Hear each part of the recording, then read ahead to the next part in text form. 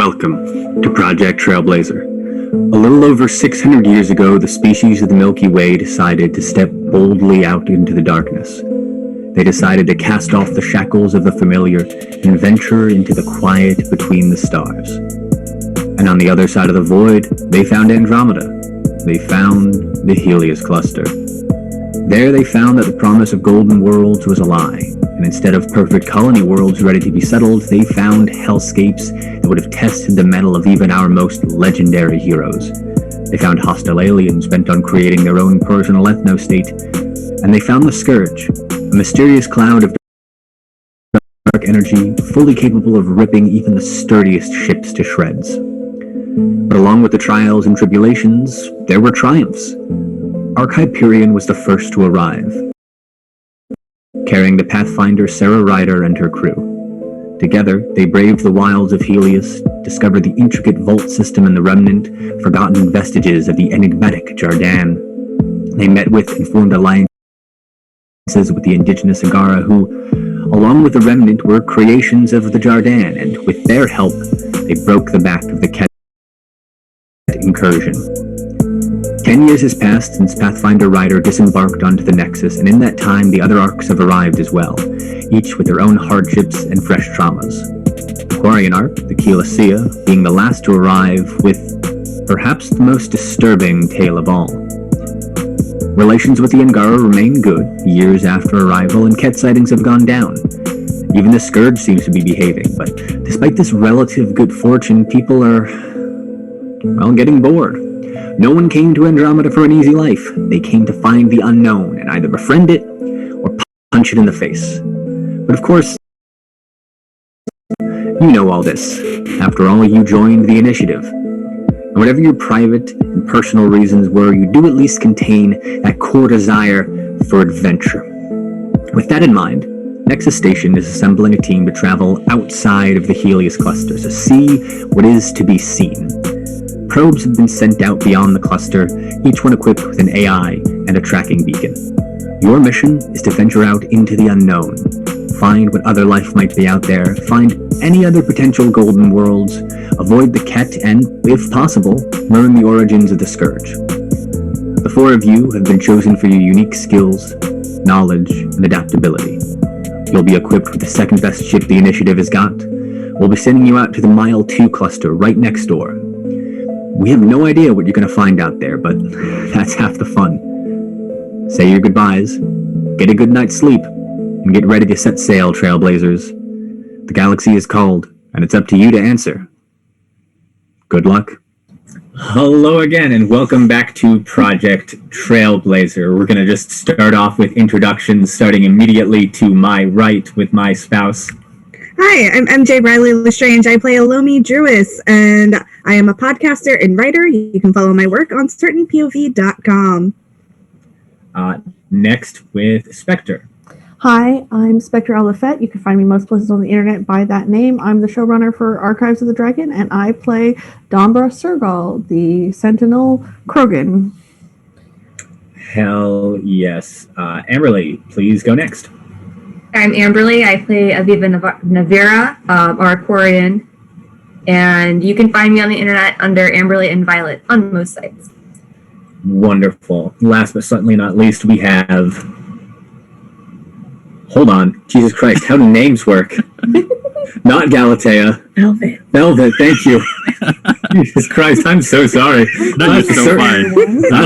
I mean, I am fine, and so are you. One might even say divine. Hey. Oh.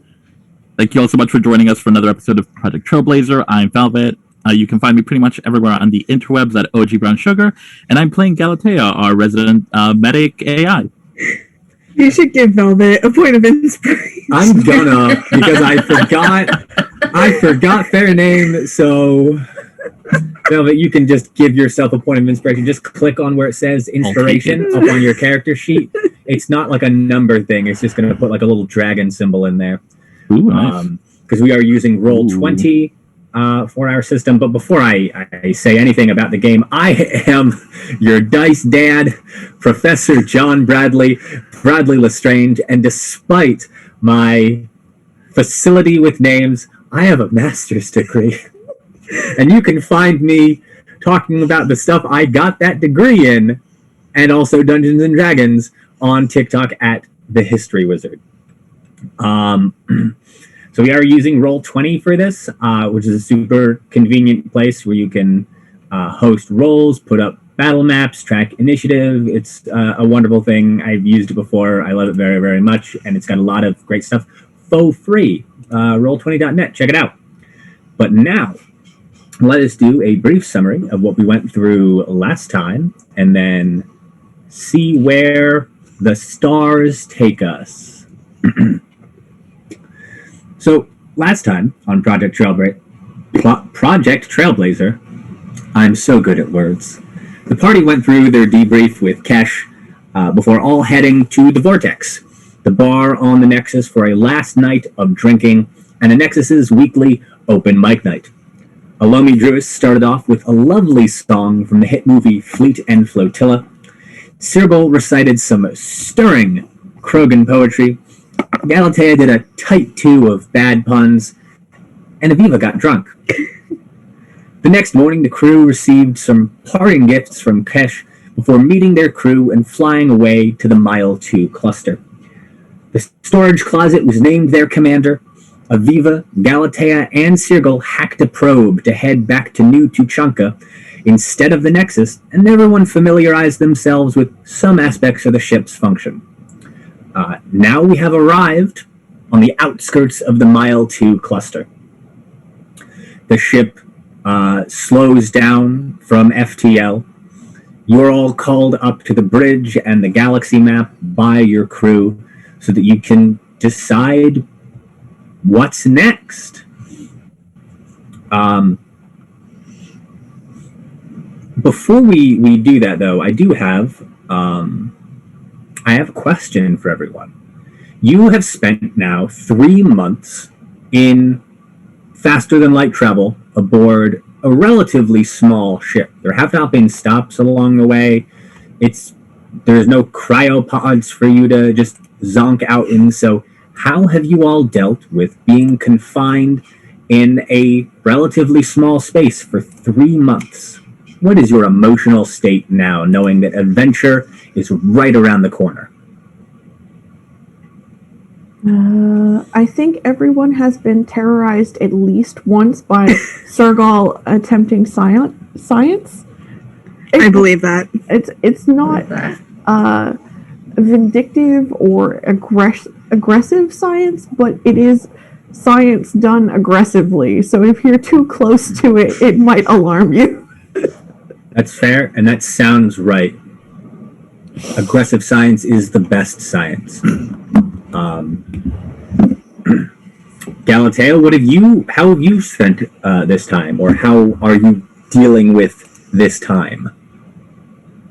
I think Galatea is particularly adept at keeping themselves busy with just like minutia and busy work. They've probably just compiled a thorough and maybe like really invasive medical record and catalog of everyone on board. Yeah, okay. That's fair. Aviva, how have you dealt with this time? I'm very familiar with the ducts and vents on the ship at this point. And I'm probably resorted to casually pickpocketing my crewmates, not maliciously, just to kind of stay in practice. And I always return it, but it's I got to do something with my hands. We've been gone for a long time. That's fair. Everyone, everyone who's not Aviva, roll me a perception check, and Aviva, roll me a sleight of hand check. I believe they have sleight of hand in this system. Yeah, I do. Okay. Here's the pop-up. Hold on. Sirgal, you never notice. Nope. You absolutely never notice that your pick has been pocketed. Nope. Galatea, you do notice, because as a robot, you don't really have pockets, so not quite sure how Aviva was gonna manage that.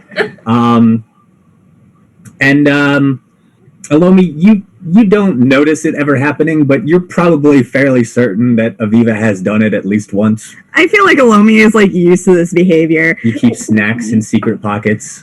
And every once in a while a hand just sticks out like, I don't know what you took. I just know that you should give it back. Just keep some Dextro chocolate in one of your pockets just for Aviva to just swipe every once in a while. You think I can afford Dextro chocolate for Aviva? Oh.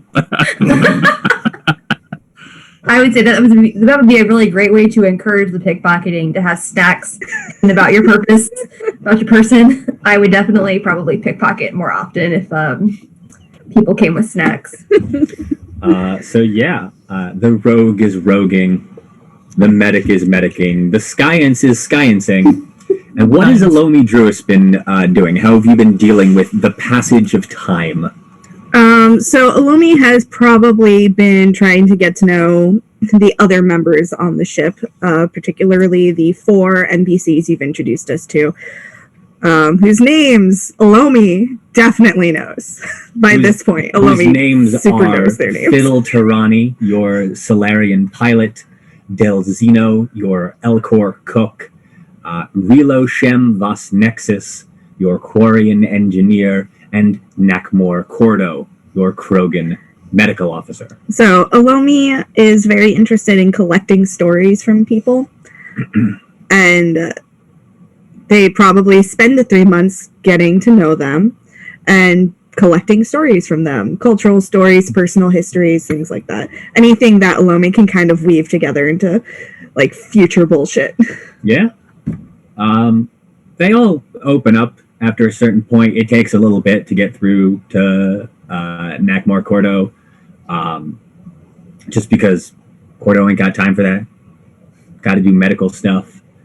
Del Zeno stories take a while to get through because Elcor have that very ponderous way of talking. Fiddle Tarani has talked your ear off at least 3 times.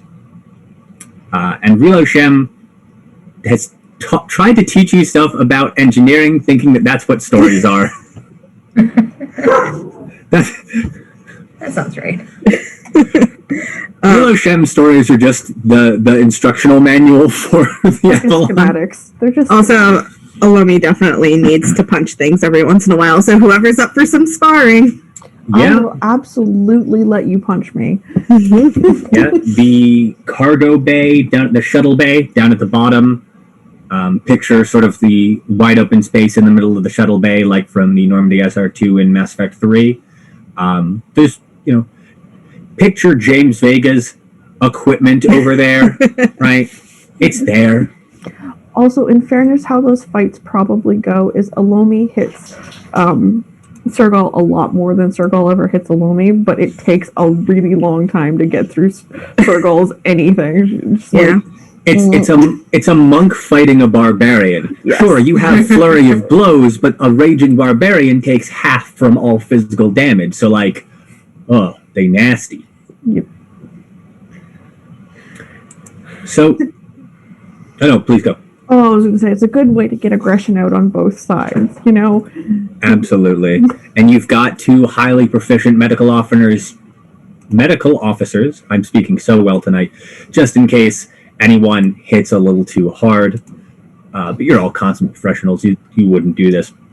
Never. No, absolutely not. So you're all called into, you hear Fiddle's voice over the intercom, and it says, all right, everyone, we have arrived. We're slowing down, sort of parking us on the edge of the cluster, just so we can decide what we're going to do next. But if you'll all join me up on the bridge, we will figure out where we're going to go first. We got plenty of places to go. So you all head from wherever you are on the ship up onto the bridge. And the galaxy map opens up in front of you. Fiddle steps away from piloting the ship, walks over to the galaxy map, types in some commands, and you just see the whole vast expanse of space open up before you with my amazing Foley work. Be in awe. I'm so good at this. Whoosh. And if you have Roll20 open in front of you, you will see that cluster map. And if you're listening at home, you won't. So Actually, guys, Maybe you can paint a word picture for our listeners at also, home. it might be lies and untruths because I've already taken photos of it, so you might see it on the episode. who knows? But just for those of you listening at home, the Mile 2 cluster map has 20 extant star systems in it, most of which are unlabeled. Probes will likely be sent out at some point or another just to collect more information about potential hotspots in the cluster. But from the initial volley of probes that were sent out by Nexus HQ into the cluster, there are 6 known hotspots. We've got the Draco Arestria star system, the Alpha Leporus system,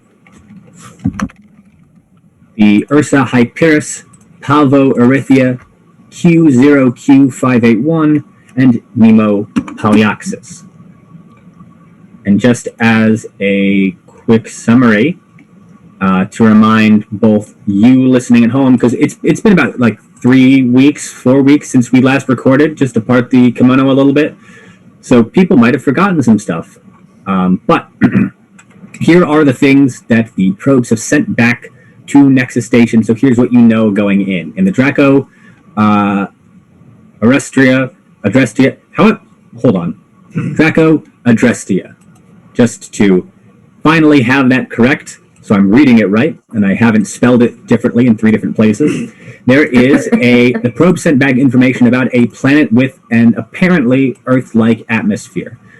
So far as anyone could tell, there was no indigenous life, no indigenous intelligent life on the planet, but there was a large research base built around the bottom of a massive crystal spire. There are sort of fetishes and sort of stands around the outside of the crystal spire. Makes it seem like it might be of some religious significance to whoever is there, maybe studying it in this research base. But there's not much more information about that. These probes just did a flyby. The second probe in the Alpha Leporis system found a large derelict space station. It appears to have some amount of power left in it. There's still a mass effect field around it. It is in orbit around the star. It's not just floating abandoned out in space. It has a set trajectory. In the Pavo Erythia system, there is a satellite orbiting around a brown dwarf star. That is what you learned about from there. In the fourth system, the Ursahi Pyrrhus, there is an asteroid field with a encrypted signal coming from somewhere inside of it. The probes and the rudimentary AIs inside of them haven't had any luck in cracking it yet, but there is an asteroid field with an encrypted signal coming from inside of it. In Q0Q581, one of our probes was shot down, the one that we sent to that system. It appeared to be a deserted planet. It's literally a desert planet that appeared to be deserted, but it was not, and that probe got shot down. And then in the Nemo Polyoxus system, there is a moon orbiting just beyond the event horizon of a black hole that appears to have a massively powerful ESO engine piloting the moon itself. It is definitely a natural satellite in that it is rock, not made out of metal. But how or why it is there, no one really knows. But those are the things that you have access to. So I guess the next question is,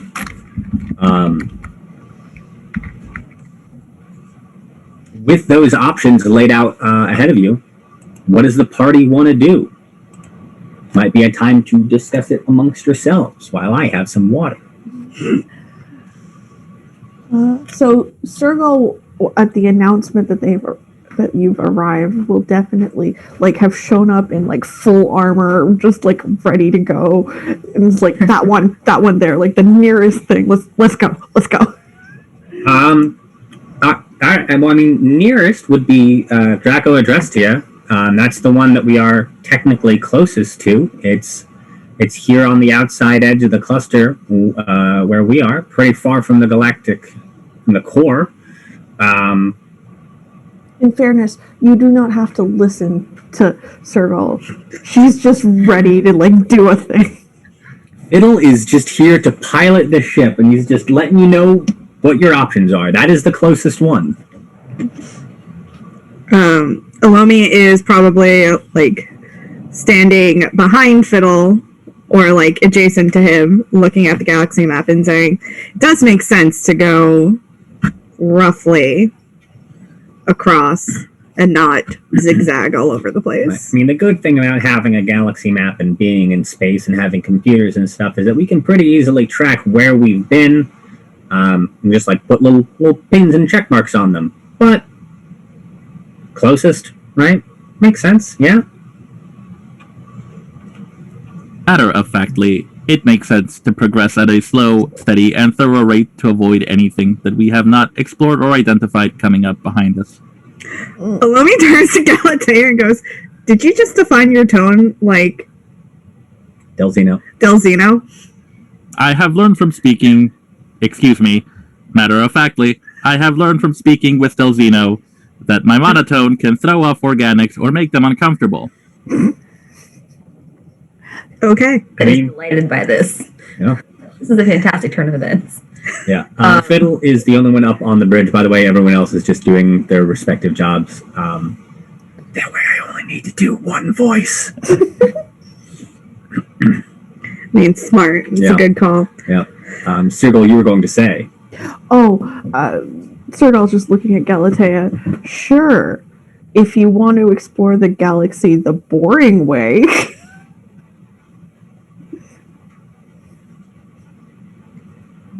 Were you not just really excited to go to literally the closest thing? Yes, but also, like, I didn't say I was gonna, like, keep on that path. I just, like, want to start somewhere. I'm ready to go. Let's go. Let's go. It would be very nice to be off this ship. Amen. All right. Draco Adrestia it is. Okay. You are, yeah, I mean, Fiddle is like, yeah, all right. As good as place as any to start. Goes, sits back down, revs the engines again, and your ship flies completely silently through space because there's no sound in space. Star Wars, I you're just a fucking imagine joke. Fiddle saying out loud. Vroom, vroom. Yes. Yeah, Fiddle sits down, types what is this place? Vroom, vroom, bitches. That's No, Fiddle doesn't say bitches. He's a gentleman. that's unfortunate. But also, there's no sound in space, Star Wars. But Anyway, it's like car horns. Did you know that some cars make the car horns louder in the interior of the car so that you feel like you've pressed the horn harder? I did not know that. That's Oh, wow. that's pretty cool. Right. So your ship your ship enters sort of the confines of the Draco Adrestia system. You are now within the gravitational field of the sun. So actually, let me now move you over Ooh. to the ignore the notes up at the top, or don't. It doesn't really. There's nothing like super. Something that's going to break the game if you know those tiny details. That's mostly just for me. So you are within the gravity well, for lack of a better science term, because I don't really know what it should be, of the star Draco. Orbiting around it are 3 planets that your probe has seen fit to give designations to. Closest to the star Dracum is the planet Thea Z6K. It is an ocean planet. It appears to be, from your sensors, mostly water, surrounding a hard core. There appears to be some small land masses sort of floating around there, as land masses are wont to do, but mostly water. There is the Earth-like planet that you got information from the probe is Thora OJ. It is an Earth-like planet that appears to have a relatively high gravity to it, higher than Earth or the Nexus or T'Chaka or any of the planets that you are from. So that'll be a thing to have to deal with because it doubles fall damage. Wink, wink, nudge, nudge. And then farthest from the star is a gas giant named Chono L69.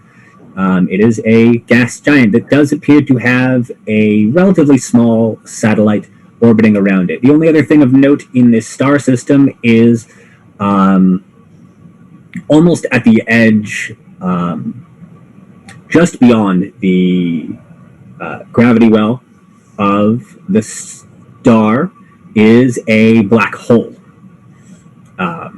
So the event horizon of the black hole and the gravity well of the star don't quite interact with each other, but they are pretty close. And that is a thing to avoid as you navigate around Draco Adrestia to maybe not go to that black hole. But as you pull into the gravity well of the star system, where are our space things? You all picked a system to be good at. Oh, Aviva is the pilot. Who picked Yeah. scanning? I did. That would be You're Roll scanning. me I'm a- navigation. Galatea picked scanning. Yes. Okay, Galatea, roll me a D20. This is a DC 5 luck check. Ooh, okay. So there's no can- modifier to it. You're just rolling a D20. Can you remind me how the roll command goes in D20? backslash R 1d20 was space 1d20. Wait, what are we roll? Or what's Velvet rolling? Just a D20.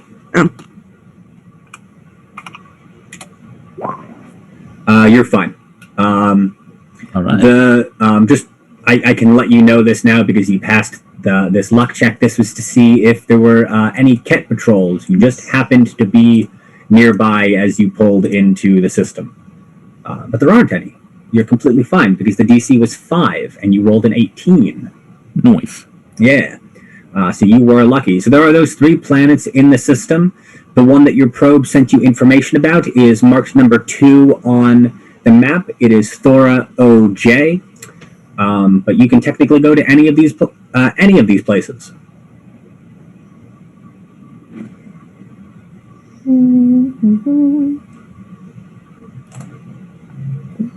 All of them sound very cool. I don't really have a I preference. kind of want to go to the research base just because scientists, but Hell yeah. Do the science. but also high gravity, and I'm a Krogan, and just I have a whole lot more mass for that to be a thing. Yeah. That is the hotspot, though. That is the thing that the probe sent information. Right. And we have the most information about it. I feel like for our first time out, We should go semi-prepared. maybe that would be a good idea. Maybe it'd be a good idea to go to the place where we have information about it. Yep. That's some sound logic. Logic. Who needs logic? Just jump into space I mean, and see what if happens. everybody super wants to go somewhere else, that's fine. I'm not going to fight about it, but No, I want to go see what the science is like out here. So if there's a research base here, there may be science, and I want to know what it's like. Yeah. Okay. That's totally cool. Who picked? Who picked piloting? Me. You picked piloting. Okay. Roll me a piloting check, just to see how well you guys land. Where did it go? What did we say that was? Vehicle handling? Yes, that is your vehicle handling skill. Oh, dip. Damn. Aviva rolled a natural 20 Nice. for piloting. Technically, it is still Fiddle Tarani piloting this. We're just using Aviva's skills so that the party can be involved in ship stuff.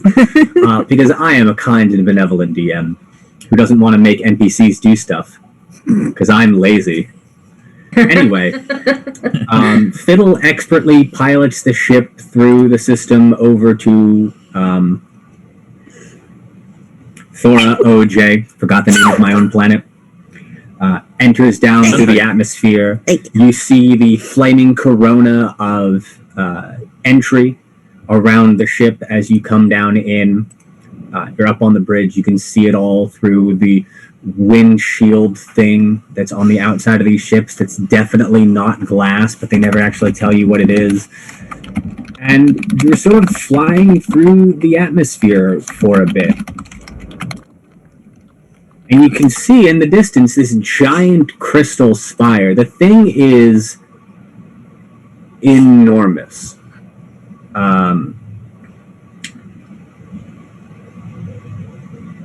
Velvet, roll me a scanning check. That is your This one is going to be your vehicle handling skill, not just a luck check. Gotcha. Because this is you scanning, not maybe being scanned. So your scanning reveals some pretty cool information about the spire and the surrounding area. What you get from that is that this is a pretty arboreal planet.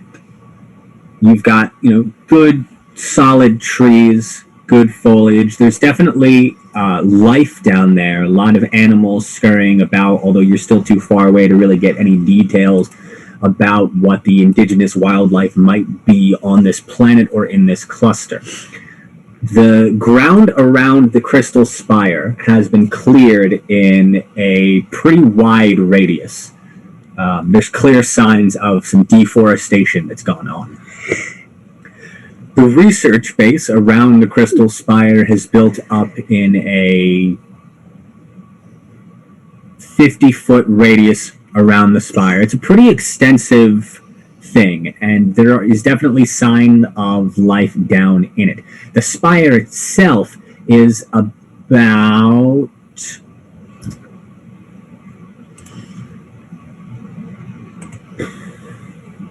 200 meters in diameter, going up about 100 feet.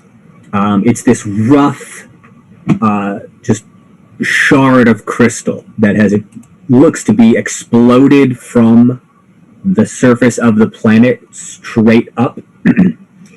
It's craggy. It's cracked in places. It's not like this clean, beautiful, like magical crystal. It's just this like big old hunk of kind of shiny rock. That is Spectre, pick a color. Gold. It is gold in color. Nice. Yeah. There appears to be a rather large crack on one side of the Crystal Spire that would allow some amount of entrance into it. But, you're still pretty far away from that. You are approaching the research base, though. How far away from it do you want to land? There is about a quarter mile of cleared woods around the Crystal Spire, so you've got a pretty wide radius of space that you can land in. You don't have to land directly on top of or even near the research base, but they have definitely seen you. There is no sign of hailing. No one has fired any guns at you. Can we attempt to hail? Absolutely, yeah. I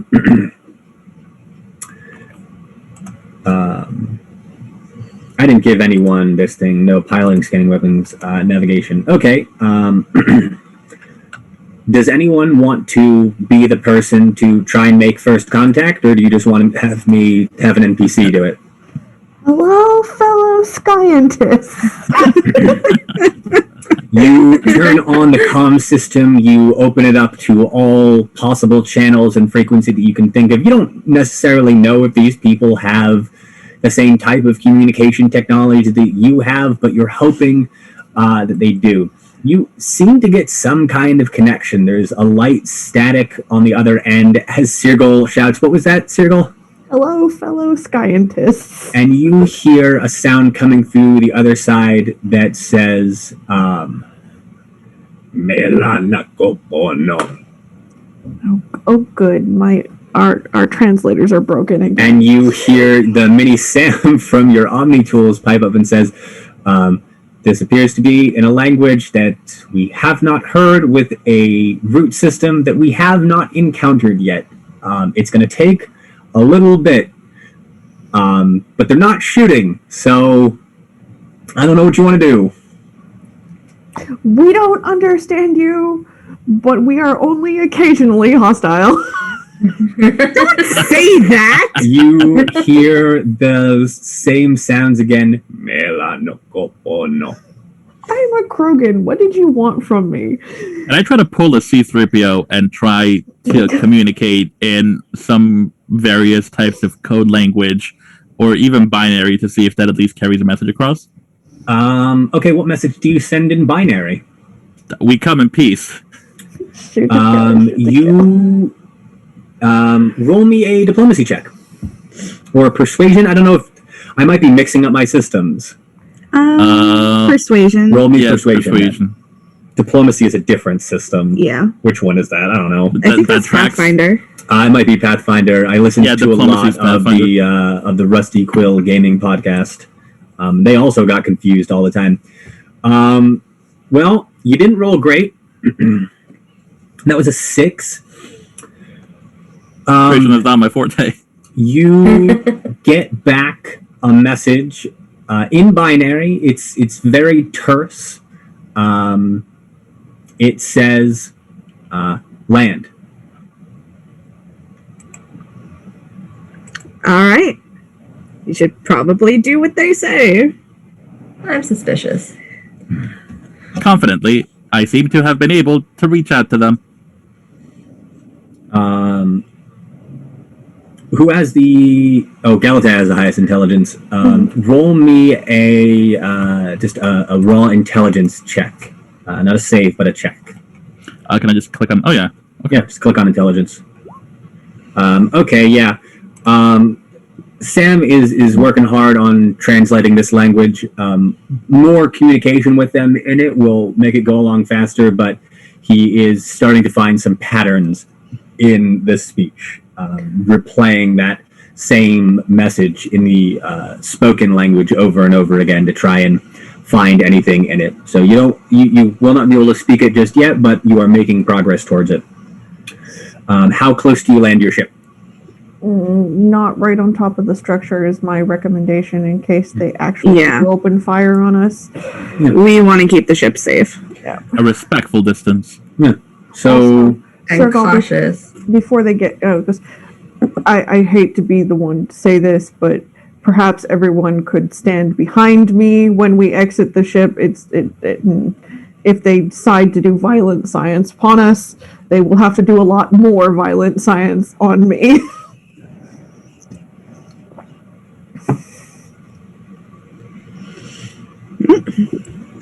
Let's go meet the locals.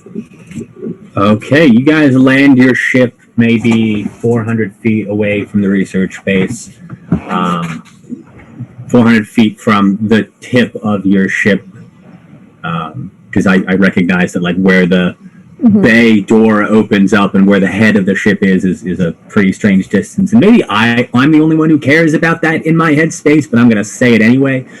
You have your loading bay door pointing towards what you can only assume is the head of the research base, still using that piloting check from earlier, which was a natural 20. You land flawlessly and perfectly on what is very solid ground. You all head down to the shuttle bay where the bay door opens up. And how are you exiting the ship? Do you have your... I assume that you're all outfitted in your armor and you have your weapons on your person and you are prepared for violence. But the voice of Kesh speaks up in your head and reminds you that Andromeda Initiative First Contact Protocol is assume peaceful intentions until proven otherwise. Don't shoot first. So do you have your guns out? No. I definitively have my guns accessible, but no, I'm more likely to throw my tech armor up rather than... I mean, you're all professionals. You can, like, drawing your weapons is, you know, it's a very easy and quick thing to do. It does not take a full action. But is anyone walking out of the ship with guns in hand? No. No. Okay. You walk down the gangplank out into a beautiful, bright, sunny day. It is, you know, maybe the middle of the day as you've gotten here. Noon, what would pass for noon on this planet, let's say. And what greets you at the bottom of this gangplank are these short, squat little creatures. They are all between 2 and 3 feet tall, fairly stocky, like Volus height, but instead of rotund, they are beefy looking, except made of, instead of meat, a organic crystalline substance. Oh, cool. It's not something that you've ever seen before. None of you will have ever seen a walking, talking crystal, but they are about a half dozen of them standing around the base of this thing. They aren't wearing any recognizable clothing or armor, although they are all carrying pistols, which they do not have pointed at you, but they do have in their hands. And you hear that same sentence again from one of them, and he goes, "Melanoco bono," which Sam starts to translate as "hello," and that is all you've gotten from it so far. Sergal is just towering over them because they are 4 feet underneath her at minimum. Yes, you are very much taller than them, but Sam has started to translate the speech for you, and you've gotten the word "hello." Sergal goes, hello, fellow scientists, and then turns to Alomi and then whispers, but it's not very whispery because it's Sergal, and she's like, I could punt them. I advise not doing that. I didn't say I was going to. I just said I could. So we have an exit strategy. They look at you a bit askance as you say hello and then talk about them, but not to them. And they continue to chatter at you in this grating, gravelly sound that now that you're hearing it not through the speakers of your ship, but in person, does just kind of sound like rocks sliding against other rocks. Out of character, that's really cool. Yeah. Yeah. I put a lot of work into these alien species. I'm not going to stop trying to speak in their language because I came up with that one phrase and I've been thinking about it for 2 fucking months. So, but it will destroy my throat to keep doing that. I'll return to the hello and just kind of try to stall in simple gestures as long as I can to let Sam finish. Yeah. Remember that you were successfully able to speak to them in binary. Yeah, I think that's what I'll keep using. So what do you communicate to them in binary? You can very easily just put up a little holographic text message on your Omni tool and talk to them that way. I think I'll just ask them for a bit of patience and just try to convey that our system is still working on translating their language. Okay. Roll me another intelligence check, and they're just going to sort of keep talking at you. And as they're doing that, they are gesturing you towards their research base, gesturing you to walk in front of them towards the building. Galatea, do you know if they can understand us? Would you ask that with your engineer? Yeah, actually, yeah. I'll ask if they can understand our space common, I guess. It's just in case. Technically, everyone is just speaking in their own languages for the most part, and just Mass Effect has a universal translating system. This is a language that your system would never have encountered, so Sam is sort of rushing to do it. But if you ask them if they can understand you, they say they're just communicating with you in binary for now, because they say, we're working on it. They appear to be having the same sort of difficulties that you are, in that yours is a language that they've never encountered before. In fact, unless you have all made an effort to like develop a Nexus common language. You're all technically speaking Yeah, 4 different languages that that makes their sense. system is now trying to catch up with. Oh, And you can decide now if like the Nexus has developed a common language as like a trader tongue, or if it would all is almost have just still to. relying on your translation systems. I feel like the Nexus wouldn't. No, yeah. I feel like, the need Yeah, for I it mean, wouldn't have come up. the translating system pretty quickly caught up with the Ket language and the Angara language, so it was never really necessary to bother with that. Also, there's They- something about like maintaining your cultural traditions too that most of our species have like strong feelings about. Yeah. But That's a good point. like math is a universal language. Mhm. If only because I don't want to invent new math for this fucking thing. I hate Earth math. I'm not inventing fucking brand new space math. In But they I, as the resident gay who likes the math, you can't invent new math. It's just more math. Yeah. I mean, fair. I don't know enough about math to know if you're right or wrong. So, but they communicate with you in binary to tell you that their systems are working on translating your speech as well. But you appear to be speaking 4 different languages, which is weird to them.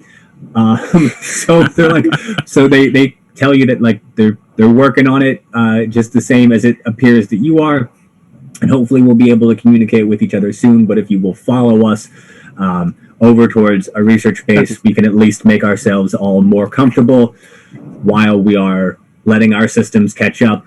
Please keep your hands off of your guns, and we will put ours away as well. Does that sound amenable? It does, and I will relay all of that to the crew. Given that none of us have like actually drawn any guns Yeah. at this Yeah. point, we're like, Yeah. we're here to. Yeah, they just want you to keep yours away, and they will then put theirs away, and then you will all head And we over to continue the to talk research about base. them in private. It does help that we are all like equally dangerous without guns. Here, you all have magic powers. Like none of us need guns. Yeah, and this isn't I'm not going like to tell them that. But yeah, and Right. thank God that the tabletop system isn't like the actual Andromeda video game where you have to have your gun drawn to be able to use charge. What the fuck's up with that, BioWare? I'm playing a melee build. I will never use my pistol. It is backlash, charge, nova, and the biotic amplifier punch all the way through the game. Those 4 things is all I need. Anyway, Oh yeah. I was about you to say. walk towards the research base, away from the safety of your ship. Do you relay a message back to your crew before you leave, or do you just walk away with these armed little rock people? Yeah, Alomi would. Yeah, you can message to Fiddle up on the bridge, who says, "Okay, be careful and don't die." Alomi would Dad. text back, "Don't tell me what to do." You're not Roger, little Roger. Dad. That's It'll that. I just- have a really important and pressing question. Okay. The small rock folk, Yes. do they look rotund, like they could roll?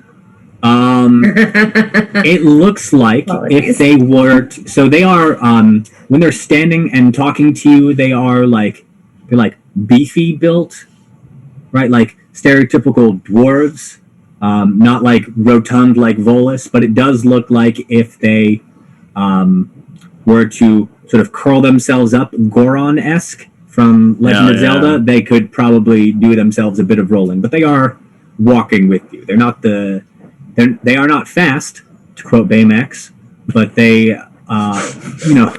it is not like tourist in New York slow. It's just regular Oh. slow. Fortunately, yeah. Glorious. So it's possible that they're fans of rock and roll, Right. is what I'm hearing. Yeah. I mean, we can ask about the sex, drugs, and Everybody's fired. rock and roll. Yeah. I'm sorry, I had to say it out loud. No, thank you. The research base, despite the sort of unfamiliarity of everything around here, the trees are slightly strange colors that you've never seen. The foliage is actually purple on the trees instead of a regular green. But the research base at least looks more or less like what you'd expect it to. It is a metal building, and while the shapes might be a little bit different than the prefab stuff that the Nexus puts up, it's still like it's a building. You know a building when you see one. It's got a door on the front of it that is not really meant for your height. Sergel, you can get through it, but it is definitely not built for beings your size. The ceilings are Sergel height plus like 2 inches. This is what all the squats were for. Just Yeah, so like you can stand fully upright in this building, but it is going to always feel a little cramped. Like you're not gonna bump your head, but you will always feel like you're about to. it's okay. I fill the space. But you are brought inside this little building, and they bring you. The doors whoosh open, and they bring you into a little conference room type thing. It's got a low table and some low chairs, but you're all brought in here, and they gesture for you to all have a seat if you would like. Sergel looks at the chair and the conference table and just like takes the chair out, puts it over there, sits on the floor. Yeah. You sitting on the floor, the table's still like just a scotch too low. But like, it's not uncomfortable. It's just like you're big. Mhm. Yeah. I also imagine I sit like at an end of the table, because if I tried to sit like in the middle of the table, I would just be like the whole side of the table. No, it's a big table. It's a pretty big facility. This might be like some kind of conference, or maybe like a little lunch area. So there's plenty of space for like maybe all of the staff in here, just at this one big table. But you sit at the end of the table. Everyone else takes a seat, and sort of your respective computers start to do their stuff. You start to hear these little rock people talking amongst themselves, and you start to pick out some more words here and there. You've maybe got about half of their language picked up. Sam is doing a pretty good job. Galatea, roll me one more intelligence check. All right. Just because you have the highest intelligence.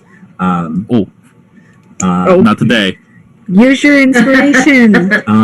Can I use my you can inspo? use you can use your inspiration at any time. Sam's gonna crack this. This is just a matter of how long this last little bit is going to take. It's got the vowels, the A's and the E's, but like those Z's, they're hard. This language is mostly cues. That's why it's taking so long. Does my inspo like re-roll or? You roll again and then click off your inspiration. Inspiration is just a thing that you can use to allow yourself to roll advantage. But it's a one-time resource until you get it again. Yeah, I'll use it. Yeah. Otherwise, I'll just hold on to it and never use it. I know myself. That's fair. That's better. Yeah. It takes a little bit longer.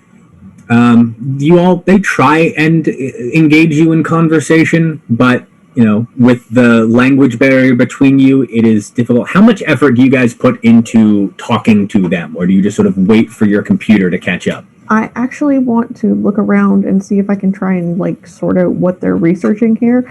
So I'd like to do a science roll to like Absolutely. see Science. what kind of science is going on.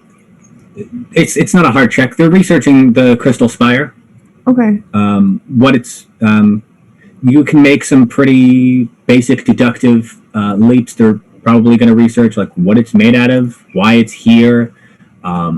There's a crack in it that you all saw, so they might be even going inside of it. I'm going to then demonstrate picking up, because we're in a crystal, so I'm assuming there's some sort of just like rock. You are not in a crystal just yet. You are in the research base that's built around the outside of the crystal. So what you're in is just a regular metal building that is. Picture the sort of tent city around Mjolnir, but made of metal, and it's around a crystal spire. Then, Just for visual reference, if that helps. then I will pick up something, just like any random thing, and because Sam has that scanning ability that Yeah. you can see, and just demonstrate that this is a thing that we do, so you can Okay. like they can see us scanning a thing. Hopefully, they do similar things. I don't know, but like Yep. maybe we can talk the language of science. Yeah, you pick up one of the chairs, right? You give it a quick scansy with your Omni tool. Roll me a. I don't think scanning exists as a skill. Investigation. Roll me an investigation check. This may not go well, but you know. Might not go well. Believe But I in feel me, like I I shouldn't make believe this in as easy as just like the video game scanning telling you, oh no, you rolled a 14, that's pretty good. The chair is made out of titanium. It's a sturdy little chair. The readout pops up, and it's like, chair, 25 pounds. It's a sturdy little guy made of 100% titanium with some other metal bolts, because I couldn't think of another metal right now. It's fine. It's another good metal, steel. I'm gonna lean over to Galatea and be like, "Hey, how are you communicating with them?" Matter of factly, while Sam finishes translated, I am communicating using binary. It seems they speak the universal language of what you would call science. Oh, good. Can you tell them that I scanned their chair and they're very nice titanium chairs? I will relay that Sergal thinks they have very nice chairs. You get back a thank you in binary, but you also get back a vocal thank you. You are picking up more and more of their language. They try and ask a question in their actual language, but it seems to still be a little bit too much for Sam to parse all the way through, so they relay it through Galatea and binary, and ask how you were able to determine the nature, the mineral makeup of the chair.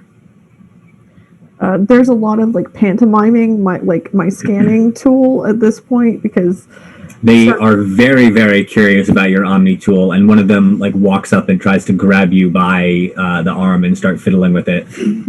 and at which point Sergal just kind of like picks them up and puts them over there like No touchy. No touchy to Scanny. more words Is need Toy Story? more words need to be exchanged before they do this. It's not aggressive, it's just a meh. Yeah, I mean, you can just tell them no. Like no and yes are pretty basic things. You can safely assume that like the basic like words that a toddler would know, you can all share with each other. Sergal's like, no touchy. Later touchy, no touchy. Touch later. If Science, Science, yes. Science. science. You science. We science. Yes, we science. Although my science is, they're not going to know what I'm going to tell them when I say my science is aggressive. Does They it? also might get the wrong idea. They also might get the wrong idea if you tell them that you do violent science. That might be what they call sex, for all you know. Ponderously, perhaps wait until we That have might be a a more war nuanced crime. understanding. It also might be a war crime to go in two completely separate directions with it. Alomi and Aviva, what are you doing in this time as your computer is almost done translating?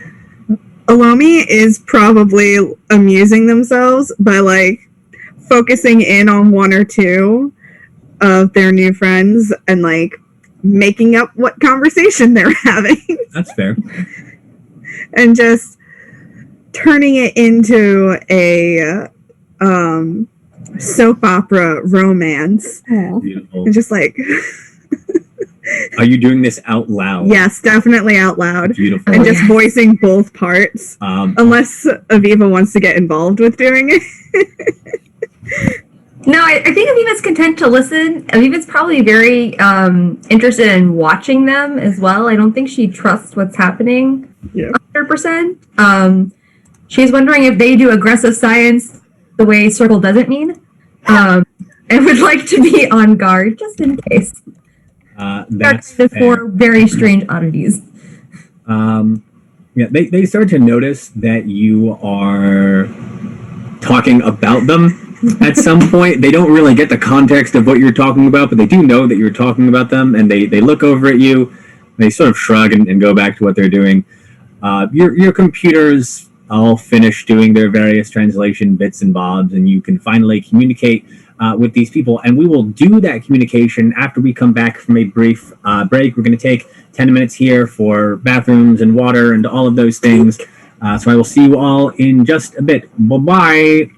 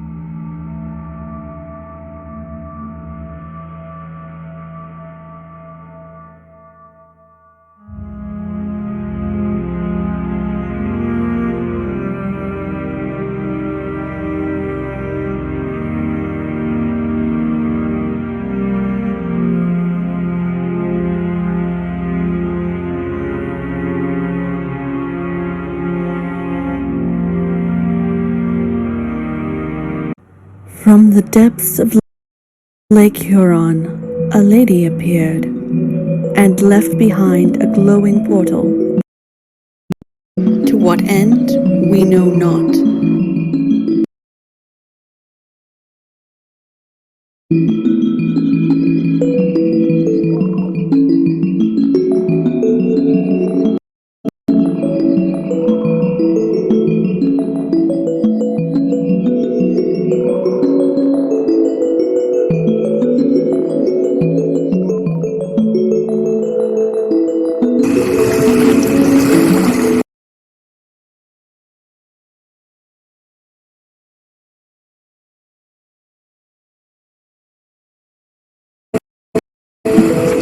Our kingdom still echoes with summer in the right light, in the right space. But now, something has changed.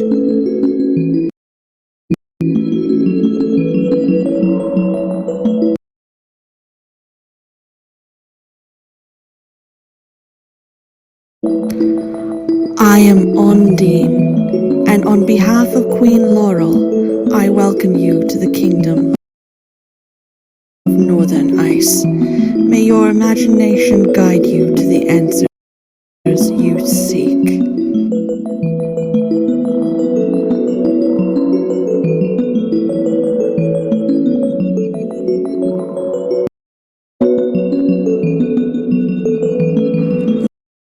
Watch for our cast announcement coming soon.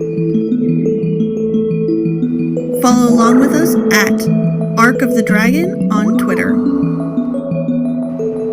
Deep Magic, coming soon to twitch.tv/Archives of the Dragon. City has gotten too crowded, and now there's only one way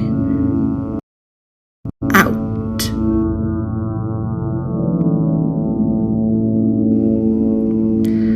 Follow the highway north, on past Barry, all the way to Sudbury. But stay on the lighted path.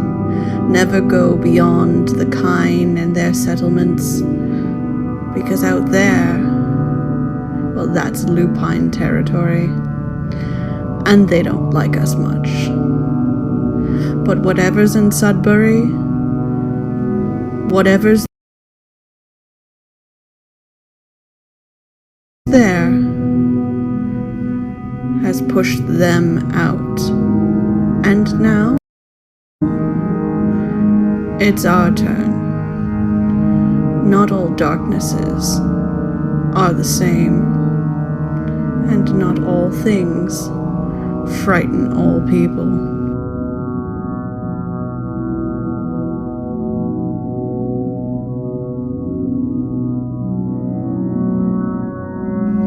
You never know what's behind closed doors, or what secrets you may find.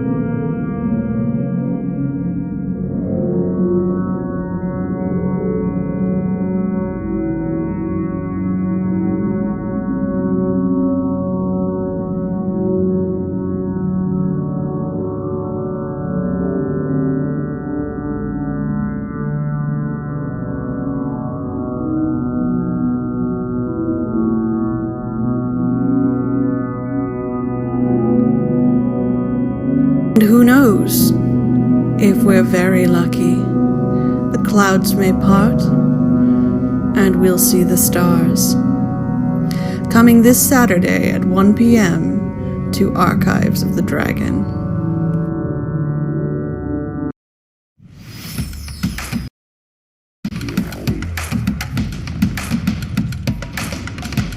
We picked up these four in Andromeda. You should see their service records.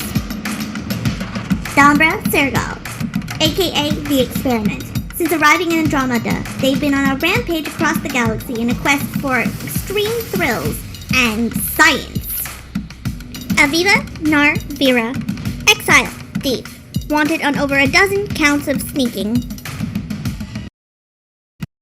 What the hell? Alumi Driss, has been traveling recently as Aviva Narvira's personal distraction / battering ram. Project 64144734, also known as Galatea. Who called her that? Herself, mostly. They're wanted largely on charges of tinkering, tailoring, and surgery. Oh, I'm sorry. I didn't know how this machine worked.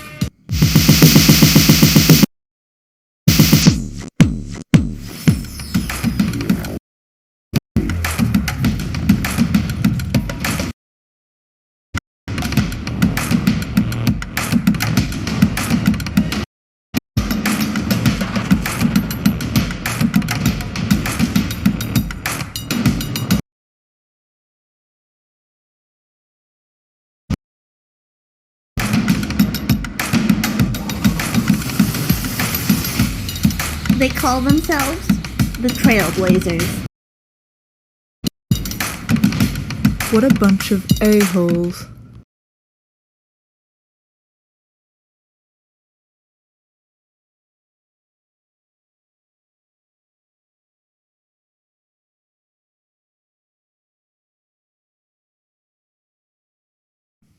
And we are back from our break with our translations all set and done and ready to actually talk with the tiny rock people and not just pantomime at conversation through math and soap operas.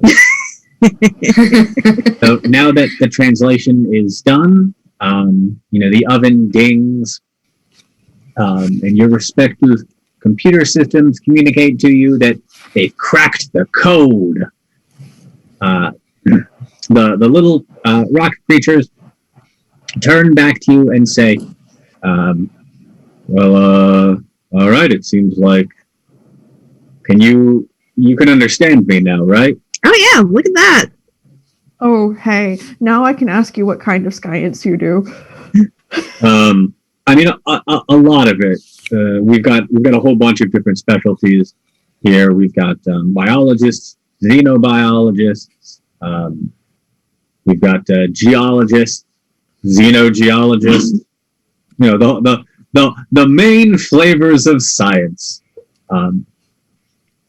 But currently, what we're researching here is the giant crystal that's just sort of erupted from the ground. It's it shouldn't be here. It's new. What do you mean it shouldn't be here? It's not. So planets are made up of like a whole bunch of different minerals and rocks and organic materials and elements. And out of everything that this planet is made out of, that crystal is none of it, except for that crystal. Interesting. It is the only thing on this planet, and we searched the whole ding-dang thing, that is made out of whatever it is made out of. And before you ask, we're not really sure what it's made out of.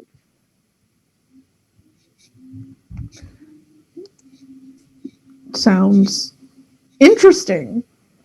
It is very interesting and very annoying. That sounds about right. I have a separate but also relevant query. Do y'all know what the Ket are? Hold on. Writing things down before I forget what plot elements I have come up with. Feel that. The Ket, you mean the gray-faced white things that are like all covered in their own bones? Oh yeah. Yeah, yep, those are, you know what the Ket are. Yeah, they suck. Oh cool, we hate them too. Yeah, no, they showed up one day, and they were looking for the Jardin. Don't know what that is. And they were looking for something they called the Remnant. Don't know what that is. Oh, okay. Did they try to assimilate you at all? Yeah. They're buried somewhere. Nice. Nice. They tried to inject us with something, but we're made of rock. What are you gonna do? Stab a rock with a needle?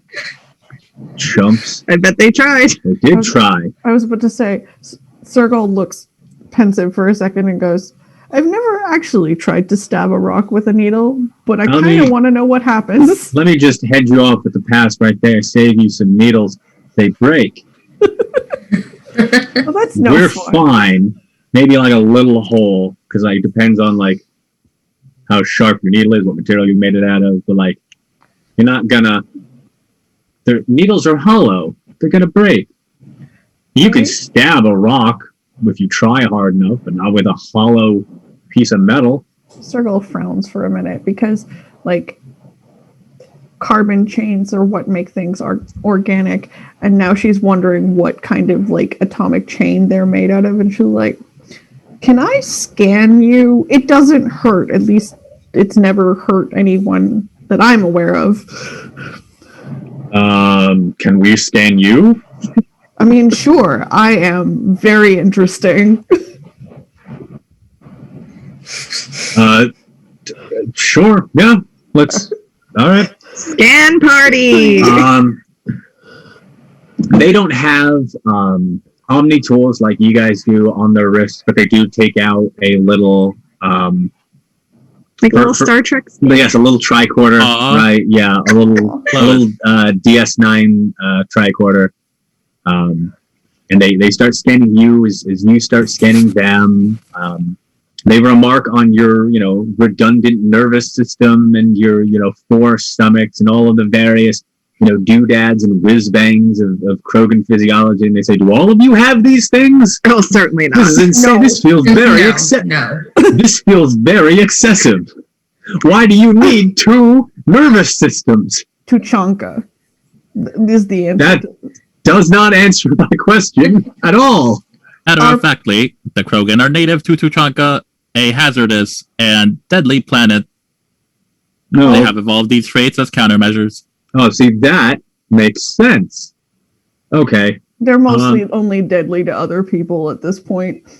I mean, that's fair. That's fair. Your scanning picks up. It is an organic crystalline material. That's interesting. Yeah, That's it's that's more interesting than them just being crystalline. yeah, it's a lot of they're not like crystal on the outside of like fleshy organic stuff.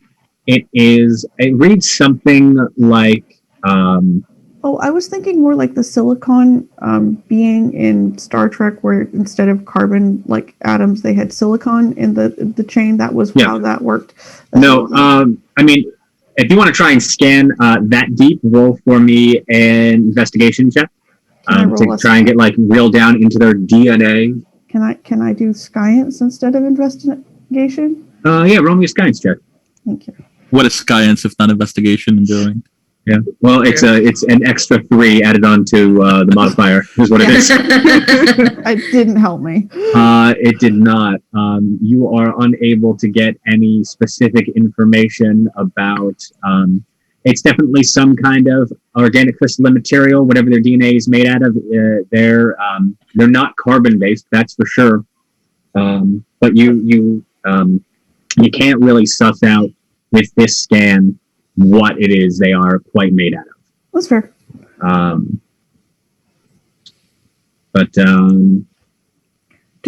Do you need help investigating the crystal thing? Because it's funny that you should ask that. Oh, is it? Well, it's not funny because people are dead, but it is I guess ironic. Circle would be the Honestly, word. I was about to ask if you meant humorously funny or funny out of sorts. Sometimes organics use it interchangeably, and I feel the need to clarify. Like funny, ha ha. It's not funny in a comedic kind of way. It's more of funny in yes, it's of a happenstance kind of way. What a crazy random happenstance. Because we do actually need help. So we've been here investigating the spire for a bit, trying to figure out what it's made out of, trying to figure out what it does. It gives off some kind of energy wave, and it's in a wavelength that we've never encountered before. It is far above ultraviolet wavelengths. It's just, we don't know what it is or what it does. We can barely pick it up with our scanners, but it's definitely there. There's a big crack you may have seen in this giant spire, which should not be here on this planet and gives off some kind of weird energy. It's not radioactive. We're not going to die unshielded near this thing. We're pretty sure. No one's died yet. We're fairly certain it's not radioactive, but it is definitely a type of radiation. It's not going to cause tumors to grow or give you a second head, to the best of our knowledge.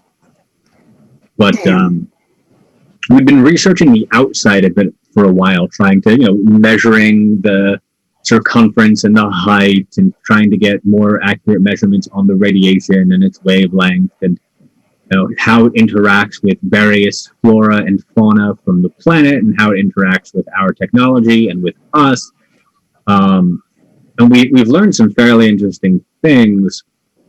And we've gotten around to sending people inside to sort of look at what was inside this crystalline structure. And we were able to determine fairly quickly that it is a structure. We were able to scan the inside of it. There are rooms and hallways and doors of some kind in there. And apparently there are things in there, because we sent in part of our security team, and that was a few days ago.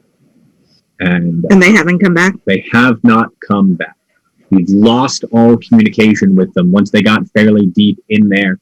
Whatever wavelength this thing is giving off blocked our communications. Oh, that's we were able to get a rudimentary floor plan scan of it with something roughly analogous to sonar. I have so many questions. I'll answer to the best that I can. Sergal, did you have a question that you wanted to ask first? No, I just wanted to, I was about to say to boldly go where no, and then I went, I don't know what actual species they are. That was on my list of questions. Yeah, sorry. I guess I should have, I guess let's do the... We actually haven't introduced ourselves yet. We just went straight to the science. We went straight to the science. Yeah. It'd be like that. You guys get excited. Also, science was the only thing that was communicable for a bit there. It's true. I mean, we could, out of character, we could starwipe and just be like, we did have a conversation, but it's up to you. Let's do this fairly quickly. So our species is called the Dimmeldom. It's spelled how you would expect it to be spelled, Dimeldon. It's very adorable sounding. I'm sorry. Dimmeldon. Very cute. It's either very cute or very kinky, and there is no in between. Any relation to Dimmeldon? That was my question. Not Dimmeldom. Dimmeldon. Oh, so you mean that they are a mafia? Got it. Yes. And just for the sake of my sanity and not having to pull up fantasy name generators, because I did not think to name the science team before I did this, they're all going to be named after just various crystals, because that is what they're made out of. Love it.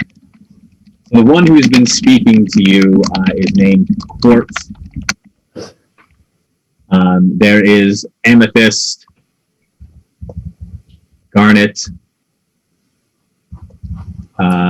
Where's Steven at? Peridot. I said there were half a dozen of them. So there's quartz, amethyst, garnet, peridot, lapis, Bismuth. and thank you. You're welcome. Is myth, right? Is the research team that you encountered in here. Quartz is the one who has been speaking to you throughout this entire time, who's been filling you in with this information, has been sort of the face of the party. We are the So now you know Crystal a little bit about us. Who are you? Also, why are you here? We've never seen creatures like you before, ever. I'm really surprised that wasn't like the first question you asked the second we could all understand each other. Gonna be I got honest. distracted by science. Yeah. So Alomi will introduce themselves and say, I'm Alomi Jonas. I am a Drell. Okay. Never heard of them. That's fine. I'm like the only one you're going to see for a while, so it's cool. Okay, great. And then Alomi's gonna glance over and be like, are you guys going to introduce yourselves? Should I like continue talking? Make up my mind. I was gonna give somebody else a chance to talk, so like Domber's like, good, do the talking about the not the science. Sergal, sorry. Talking about Okay, so this is Galatea, our medic AI, artificial intelligence. If you have problems with the AI, we're gonna have a fight. No, that's cool. that's fine. Great. Yeah. Organics are hit or miss, and I'm just letting it be known right now. We protect. This is Aviva Narvira,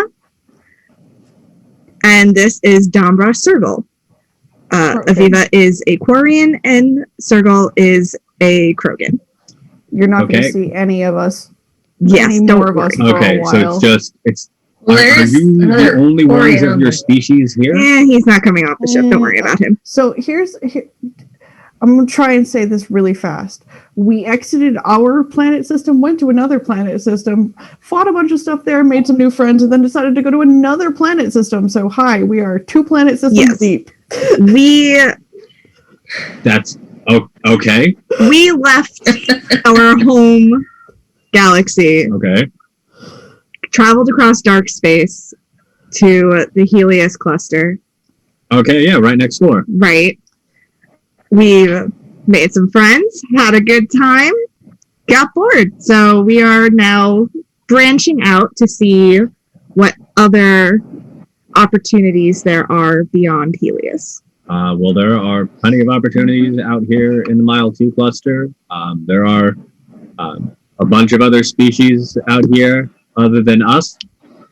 And we're sort of scattered hither and yon. You'll find us on planets other than this. We are just a little bit explorers, as it were, sort of mapping out the system. And we found this, and it shouldn't be here. Okay, so this isn't your planet. No, we are not from here. Okay. There is, to the best of our knowledge, we've been on this planet for about a year now at this point, studying this thing. There's no indigenous intelligent life that we have encountered, or if there is, it does not have technology worth discussing, which means we're just going to leave it. Just going to leave it. Okay, fair. I have 2 questions. 2 questions? 1.5 questions. Okay. The structure, Yes. did it burst up or crash land?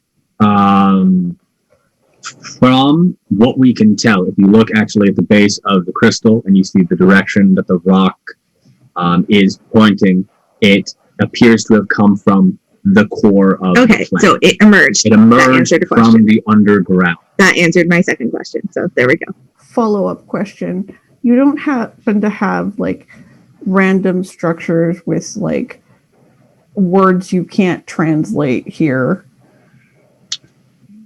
Oh. No. All right, cool. Then it's not that. Well, what do they look like? triangles. Alone will like sum up some pictures.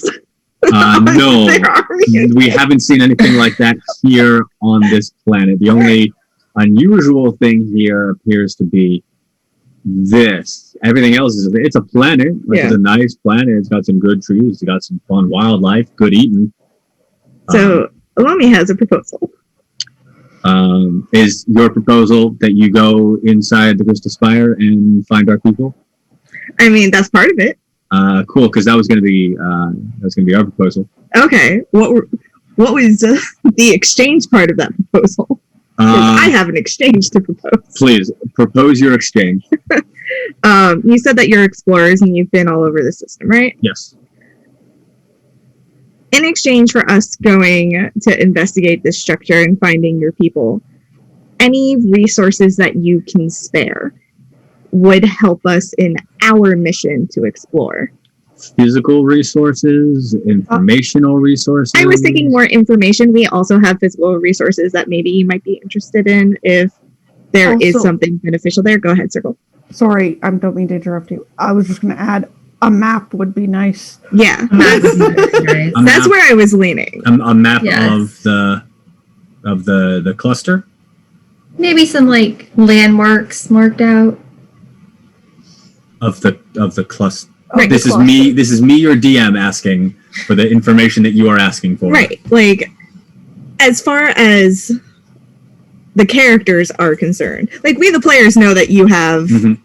what you have, but the characters only know like 6 probes and that's Yes. it. So Yeah. it would be beneficial for them to ask for something like that from explorers that they meet. Yeah, absolutely. Yeah, that sounds equitable. We can give you some information about. We haven't been everywhere in the cluster, but we can definitely give you some information about some of the stuff that you're likely to find out there. There's a bunch of really cool planets out there. There's a bunch of very dangerous planets out there, but That would be good for us to know. Inhabited planets would also be good to know. Yes. Yep. Also, like, you can tell your people that we're around so they know to not kill us. That would be very helpful. Mm-hmm. We are. yeah, this all seems perfectly equitable to us. You go in there and find out what happened to our people. Maybe learn some stuff about the Spire. Relay that to us, and we will tell you what we can tell you about what you might find out in the wider space. Cool. Great. Everybody on board? Alright. Alomi is feeling like kind of awkward, just being like, I just talked a lot. I know I'm used to it, but that was a lot.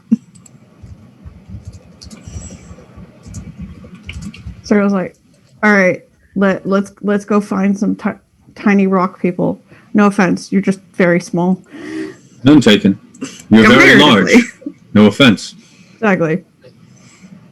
It is very heavy here. Like I can feel my body going. Good thing I got that slow fall. It's true.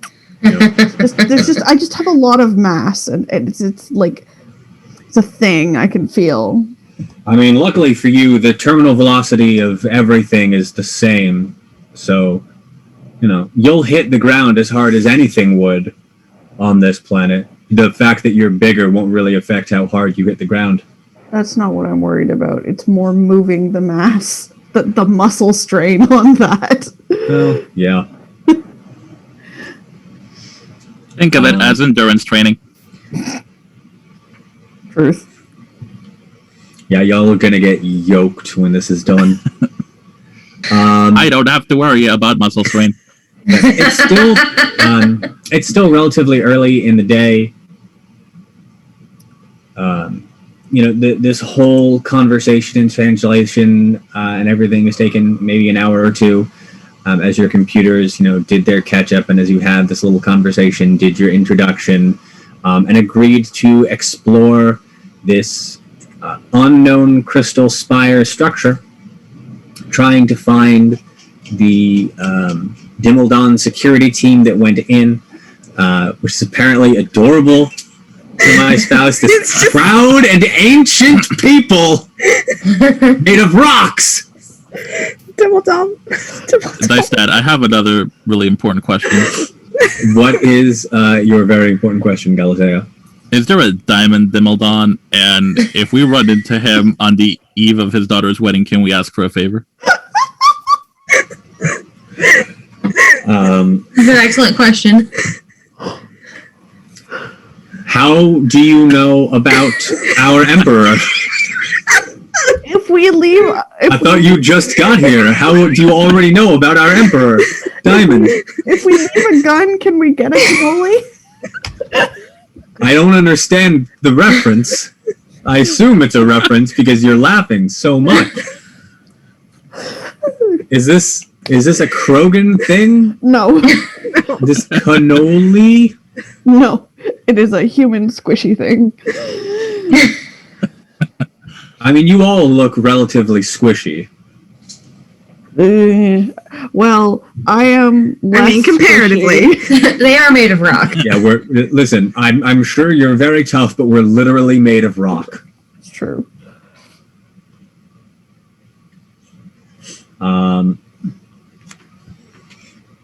Is there anything that we don't really have much in the way of combat supplies? Our security team has some basic guns. You guys actually look like you have better equipment than our entire security team, which says a lot about your chances, which are better than ours were.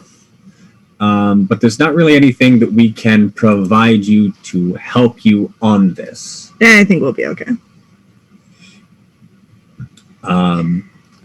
I do like a challenge. Yeah, so if you don't have any further questions, there's not much more we can tell you about the Spire. We would appreciate a sooner rather than later resolution to this. Not to rush you or anything. All right. Show us where to go. Okay, yeah. They lead you through. What are we gonna do? Leave? I mean, you could have. Whatever you want. Also, maybe tell me if you're gonna follow them. I don't know. Tell me what you do. Maybe I'm old school. I appreciate being walked to the opening of the Death Chasm. That's fair. So Quartz walks you through the facility. You go through some hallways. You pass some science labs. The equipment looks remarkably similar to other bits of equipment that you would have encountered. Made a little bit smaller, made a little bit hardier. There are just bits of crystal in some of these places. They appear to have taken pieces of it and are studying it. But you are led through the facility out a back door, and you see the Spire. There's a bit of space between the back of the facility and the crystal spire, maybe about 20, 30 feet. But it is a big ol' crack in the side of this thing.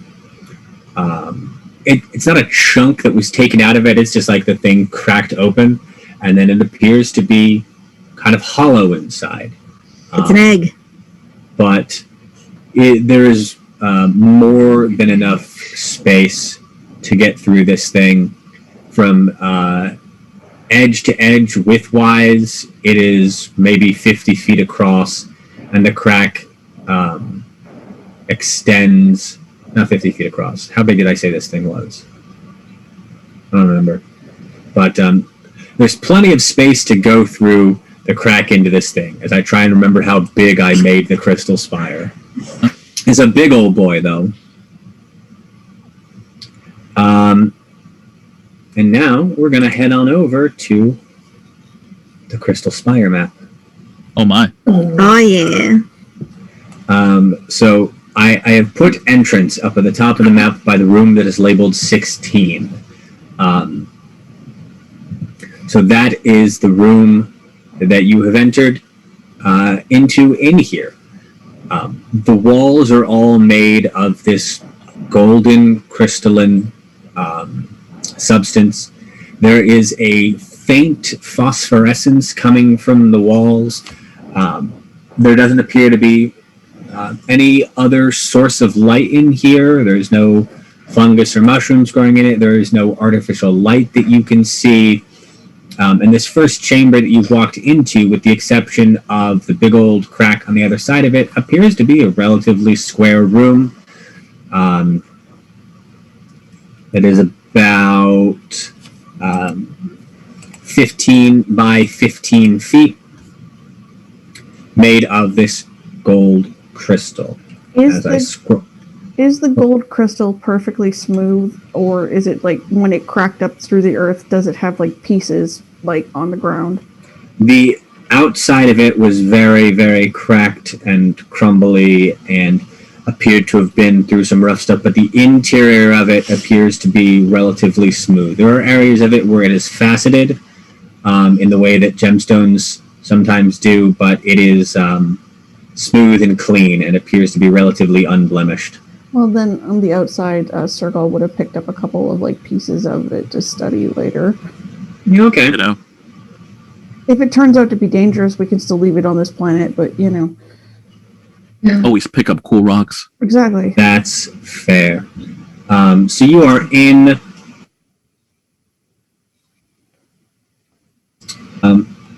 it's a relatively small room, and on the other end of it there is a closed door of some kind. It is, as with everything else, made of this same crystal, but it is clearly some kind of portal that you can pass through, but it is currently closed. Because I picked gold for this color, this feels very honeycomb to me. That is the vibe for the interior of this thing. You could look around and think maybe kind of a giant, beehive. Yeah. Hopefully nobody's allergic. Hey, But you're in this room. It is, crystalline walls, ceiling, floor, with a closed door at the far end of it. What do y'all do? Is there any like panel next to the door? Roll me an investigation check. Is the room empty? The room is empty. There's just this crack behind you. There's the door in front of you. Is it Dimmeldon size, or is it like big empty? No, it's space big. size? It's like I did not roll well. it is medium-sized, creature-sized. Fair. So Do it you want is. some help with the door? You are unable to, with your investigation check, you are unable to determine anything. You've never seen anything like this before, so you don't know even what an opening mechanism would look like. Anyone can roll an investigation check on this. Anyone I who will wants to roll try that. and examine the door. Yeah, I'm not smart. I don't know why. Yeah. I would love to investigate the door. Let me help my friend. Maybe it just kind of comes up behind and kind of takes a look as well. to the door. You're intelligent. I'm wise. Okay. All right. Now we're getting some good rolls. Between in the there. two of us. We make a complete person. Velvet, are you rolling this investigation check or not? So Don't I have was to. just about to say there's no natural light, right? So we're using some sort of flashlight or something. No, there is natural light. The walls are glowing faintly. Oh, okay. Creepy. Yeah, never mind. I don't need my dark vision. Yes, I will also do investigation. Investigation. Whoa. Oh, dear. All right. Yes. Aviva, you can see like the shape of the door. You can see that it is meant to slide in some way in the wall, but you can't find any kind of opening mechanism. Sergal, you know that there is no opening mechanism on this thing. There's no panel. There's no technology built into this thing. It is meant to open in some way, shape, or form, but it is not a technological method of opening. And Galatea, with that 23, it is meant to, at the approach of... It's a sliding door. It is It is meant to be a sliding door that is meant to open at the approach of a sufficient weight, right? Which you can easily assume that at least Sergal would meet. But this door is stuck in some way, shape, or form. Oh, Sergal, when they realized there wasn't like a way to like there was no mechanism, is like rearing back to do a punch because it's barbarian theories. Yeah. Roll to hit. I feel like that's excessive for a first. I've never gotten to punch a door in my life. I always play squishy things. What do you want me to roll? Just a strength? You're rolling an attack. Okay. Cool. You're punching the door. This is just an attack. It's truly the most straightforward way to deal with a door. The best part about Dungeons and Dragons is that materials have their own DC and HP. I am trying to find my attack bonus. So this door has has an AC, There it is. and it has health. Cool. Heck doors. Heck doors. Sorry. I assume you were doing like your biotic punch cantrip, or are you Sure. just unarmed punching this thing? I was gonna unarmed punch it, but yours idea is better. Hell yeah. So I'm still just gonna roll my attack for it because Yeah. stop putting things where I didn't ask them to be. Thank you. Nope, not great. You punch the door because it cannot move, and so it cannot dodge you. But you appear to have done nothing to the door. Rumble. I'm moving slower than I think I should be. Hang on, backs up. If anybody else has any better ideas, now is the time because otherwise Sergal is going to launch themselves at the door. So, For Galatea's check, did Galatea just discover that the door is stuck, or did Galatea discover in what way? What Galatea discovered is that the internal mechanism that is supposed to make this thing move on its own ain't doing, so the door is either going to have to be lifted or broken. Okay. I am only medium strong, but perhaps if two of us work together. Sergal, just as a reminder, you also do have an Omni Hammer I do. as a big old bludgeoning weapon. yeah, I should use that. If you want to keep trying to smash it, you can keep trying to smash it. If you want to try and like just lift it up, you can try that. But I don't want to. I don't want to be defeated by a door. I don't want to salt your game.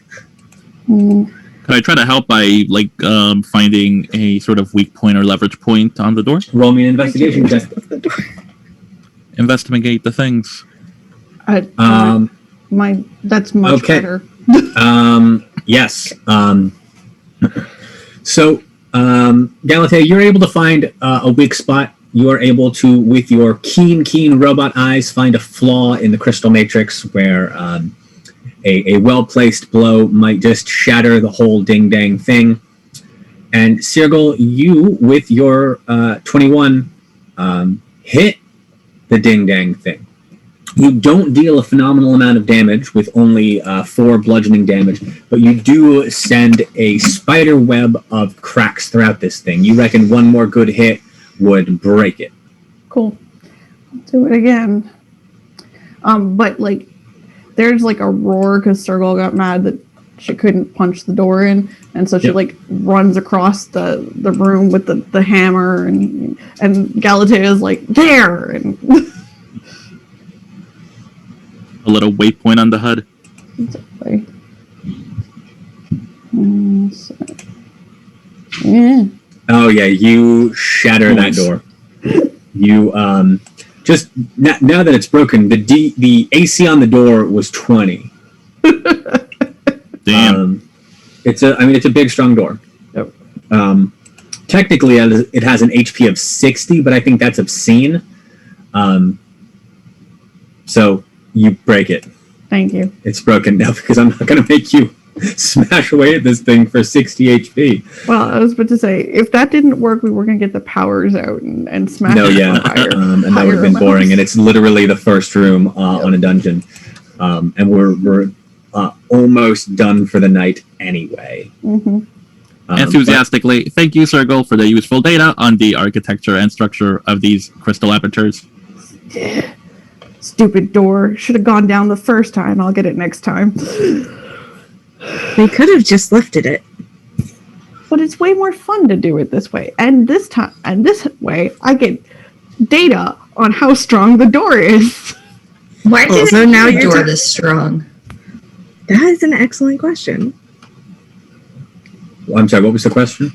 Why do they need a door this strong? I mean, I don't know. I mean, roll if you want to roll an intelligence check to try and figure out why they'd need a door that strong. You can go ahead. Otherwise, though, the whole place is made of crystal. Yeah. It might not necessarily be that the door is built to be very strong, so much as it is just Built out of a strong material. it's rock. Strong material. It's literally just rock. Okay. Zergal also goes, also, more samples for me to study. I mean, that's fair. Collect all the rocks. Magpie style. So you walk into a much larger room than the one that you had left. It is nearly twice as wide and about 3 times as long. As you look about the room, it appears to be, just like the other one, relatively unvarnished, made of this same crystal material. This one has 2 doors that you can see. One on the same wall that you came through, just further along, leading deeper into the structure, and then another door right ahead of you. The door on the wall that you came through, at the top of room number 11, is an open archway with no door, and the one on the other side is a closed stone doorway.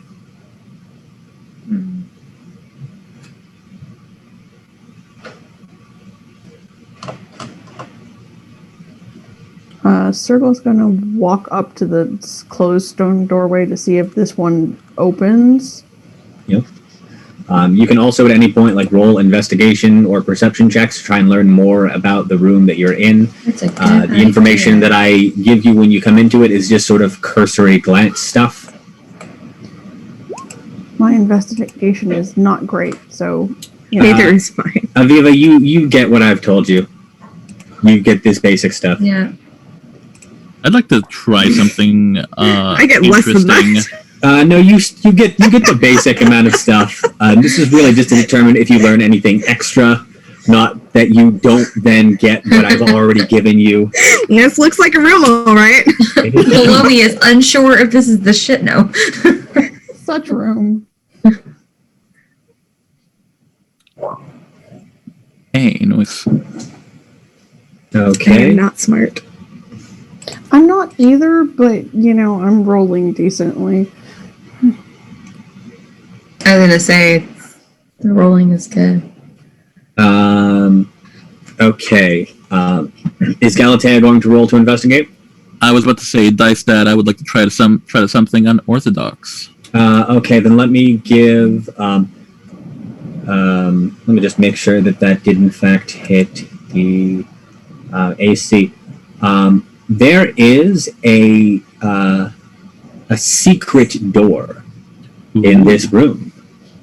On the far wall, on the same wall as the locked door that you were standing in front of, there is. It was hard to see because this one doesn't have a sort of door frame like the ones have had. It appears to be very flush with the wall, but it shudders a little bit as you approach it, as if it is trying to move, but maybe there's just not enough weight in front of this door. There is another secret door out of this room. Galatea, what were you going to try?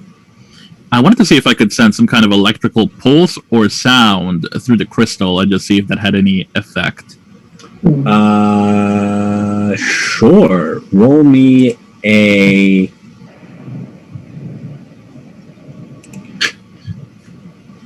Science? Roll to attack. Okay.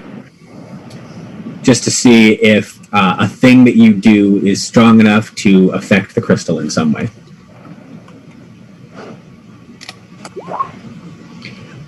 Yeah, it is. Okay. Make me a science roll. Nice. Science. She blinded me with science. Dip, what effect are you trying to get? I want to see if I can like send out an electrical pulse and like track the signal to see if it moves through the structure, almost like a type of sonar. I mean, you can't send an electrical pulse through this because it is rock. And electricity doesn't really travel through. But if you want to try and put a sound pulse through it, you can get a rough floor plan of what you're dealing with. Oh, dope. I'll go for that then. Yeah.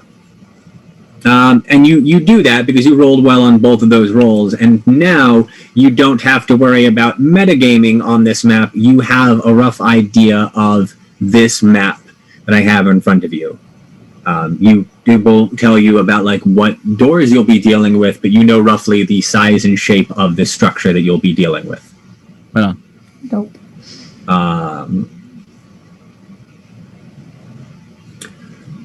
Let's figure out what we're going to do to leave this room and then call it. Secret door. Secret door. Secret yeah. door. You want to do secret door? Door. It's secret. Okay. We must do it. Okay. Sigil, you found the secret door. It appeared to shudder just a little bit. Anyone else would have missed it, but you, with your keen science eyes, you noticed this variation So in the environment, and you noted it down like a good scientist. also, everybody else would have seen Sergal discover this because Sergal would have seen the shutter and then like jumped up and down there to see if that did anything. As you jump up and down in front of it, every time you hit the ground again, the door pops up a little bit as you burn into the ground with your big heavy weight. But it doesn't appear to be enough to lift the doorway entirely. Guys, everybody climb on my back. I won't climb on your back, but I will definitely come over here. And Aviva kind of goes to stand next to Sergal. She is not jumping. Okay, I mean, Alomi also goes over. okay. Ditto. All right. Okay, you're all there standing in front of the door. And it takes all four of you standing there in front of the door. And I assume that Sergal jumps one more time.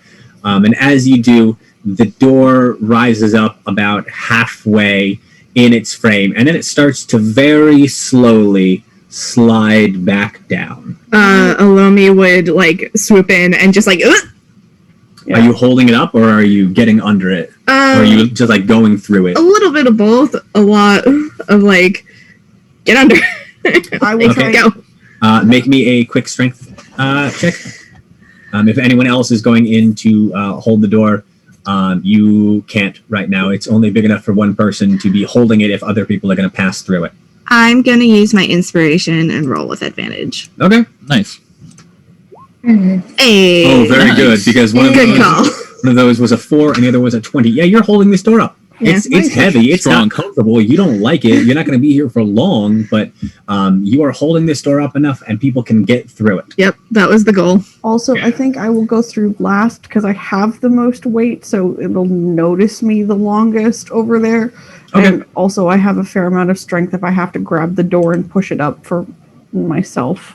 Same. I'll go second to last. I think just by virtue of being a robot, I'm probably the second heaviest and second strongest, or at least I'm not going to suffer the damage that the other two would suffer from like trying to hold it up. That's So I'll go fair. first. Okay. I'm just going to grab Aviva's character token, and I'm going to put it on the map, just so that we have a place and we know where y'all are. Mm-hmm. And if we need to like split the party for whatever reason, because you all decide to be bad adventurers and go off and die alone, we can pull out other character tokens, but I just have one person to stand in for all of you for now. And you all successfully pass through this door, and as Sirgal comes through and Alomi slips out the other side, the door closes behind you, but you are not now trapped in the darkness because the walls are still glowing. And you find yourself in a relatively narrow hallway. It is wide enough for each of you to stand comfortably in it, but not like next to each other. Like no one has the walls squeezing in on them, but you are going single file more or less down this hallway. It extends a little bit ahead of you before curving off to the right. But we will deal with what happens next in 2 weeks as we move further through this dungeon. But for now, you did it. You're explorers. Yay! Tell people, because they've forgotten, because they were so swept up in the adventure, they forgot who you were as real people. So tell them who you were and who you will be now once these characters get put back in the box for 2 weeks. Starting to my right. Hi, I'm MJ Bradley Lestrange. I was Alomi Druis. I am a podcaster and writer, and you can follow me on certainpov.com. Wonderful. Spectre. Hi, I am Spectre Lafette. I was playing Dombra Sirgal, and I am the showrunner for Archives of the Dragon. So there's a bunch of other shows that you should watch over there, and I will wait and let everybody do their thing and then tell you about that. Wonderful. Amberly. I am Amberly. I was Aviva Narvera. And you can find me on the internet in most places under Amberly and Violet. Fantastic. Velvet. Thank you for joining us. I've been Velvet. You can find me pretty much everywhere on the interwebs at OG Brown Sugar, and I was Galatea. Wonderful. I have been your dice dad, Professor John Bradley Lestrange. You can find me mostly on TikTok at The History Wizard, and guesting on most podcasts in existence at some point or another. Spectre, why don't you finish this off with whatever you're going to say? So, as always, you can follow this show on Twitter at Arc of the Dragon. You can follow us on YouTube at Archives of the Dragon, the same as it's here. Give us a like, give us a follow, give us a subscribe, do all the things, both here and on YouTube. It helps us a lot. Also, if you are not caught up, you can catch up with our backlog there, watch our one-shots. We have 2 other shows on this channel, Deep Magic, which is our Changeling show, which everyone on this cast except Amberly is on, and we will get Amberly on as a guest one day when I am less crazy. And we also have Sudbury by Night, which actually, filming versus when it's playing, that won't actually matter, but it's run by the wonderful Unconscious Celestial, and we play a bunch of vampires out in Letterkenny area, Canada. So yeah, we're having a good time with that. Anyways, thank you so much for joining us today. And John, did you have anything you wanted to close us out with? Space. No, I didn't have anything. Bye. Bye. Bye.